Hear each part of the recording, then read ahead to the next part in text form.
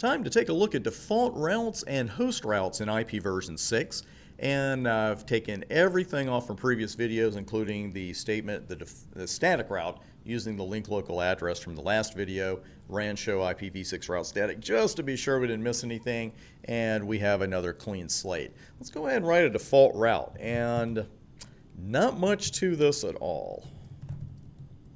Actually, we didn't even need that, because we've been using a prefix there in the middle, but now we're going to use the two extremes, a 0 and a 128. The 0 is going to be used for the default route, the 128 for the host route, and here's what we put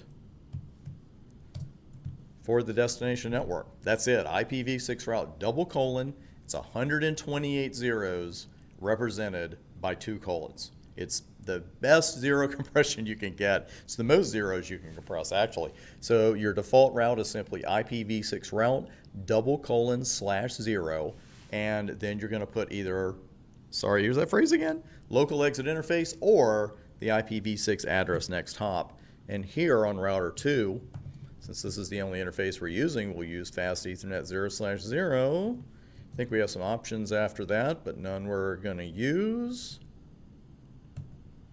And that's it. Let's have our look at show IPv6 route static. There's our static default route. That's exactly what it looks like. And now we just need to make sure we can ping our friend router 4. And there we go, went right through.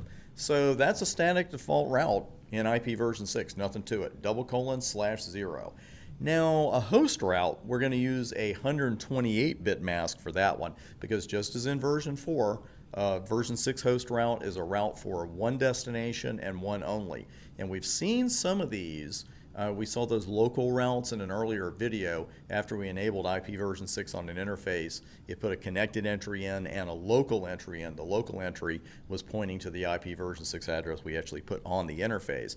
This is going to be a more traditional host route where we're pointing toward a remote destination. So first off, let's go ahead and take that default static route off, bring it up in the up arrow, do a Control-A to go to the front of the line, type in no, and you are done.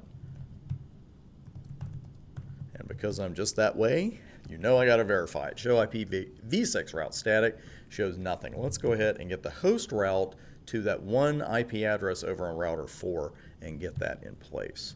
It's going to be IPv6 route. It's going to be a little longer this time.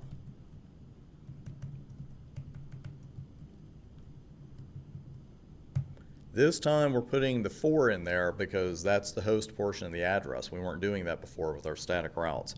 So I'm going to put 128-bit mask there. So it's going to match that one and only that one.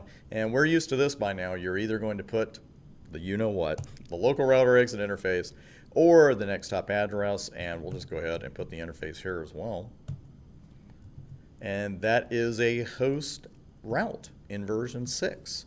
And let's go ahead and ping that one host and make sure it works. There you go, nothing to it. So good things to watch out for on your exam. You know, if you see a /0, especially, you know, double colons with a /0, you know, that's your default static route. And when you see a 128-bit mask like the one we just put on that particular route, we know that's a host route and it's going to match only that one particular destination, which is good because that's the one destination we wanted to reach. That is it for IP version 6 routing for right now. We've got some nuts and bolts on IPv6 coming up in the next couple videos, and then we're on to another subject. See you there.